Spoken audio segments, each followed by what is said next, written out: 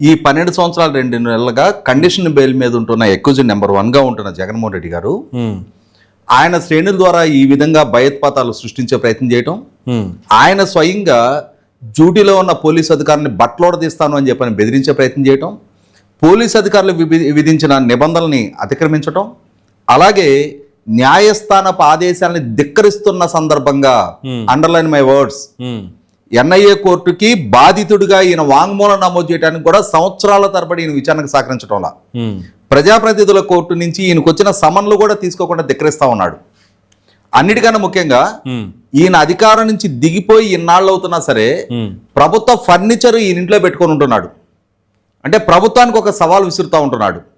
ఇన్ని ధిక్కరణలకు ఈయన పాల్పడతా ఉన్న సందర్భంలో ఇవాళ ఈయన బెయిల్ కండిషన్స్ వైలేషన్ ప్రాతిపదిక మీద ఈయన బెయిల్ రద్దు చేయాలి అని చెప్పని మేము కూడా కొన్ని లక్షల మంది సంతకాలతోటి పబ్లిక్ ఇంట్రెస్ట్ లిటిగేషన్ న్యాయస్థానం దృష్టికి తీసుకెళ్తాం.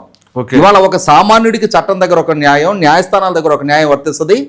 రాజకీయ పార్టీ ముసుగులో మాజీ ముఖ్యమంత్రి అనో లేదు ఇవాళ చట్టసభకు ప్రాతినిధ్యం వహిస్తున్నాడని చెప్పనో డబ్బు, అధికారం, మీడియా సంస్థల యాజమాన్యాలు, హోదా, ప్రజల మద్దతు ఉందన్న సాకుగా న్యాయస్థానాల దగ్గర నుంచి అడిషనల్ ప్రివిలేజ్ పొందడానికి ఇతనికి ఏ స్థాయిలో కూడా ఆస్కారం లేదు. వీటన్నిటి నేపథ్యంలో ఖచ్చితంగా ఇలా గనక న్యాయస్థానాల్లో విచారణను ఎదుర్కోవాల్సి వస్తే ఎవరి పొజిషన్ ఎంత సెన్సిటివ్గా ఉంటది, ఎవరి జీవితాలు ఎక్కడ ముగిస్తే కూడా అదేదో న్యాయస్థానాల దగ్గరే పొన్నవోలు సుధాకర్ రెడ్డి సత్తా ఏంటి, లేదు ప్రజల సత్తా ఏంటి అనేది మేము కూడా తెలుసుకోవాలనుకుంటున్నాం. రైట్.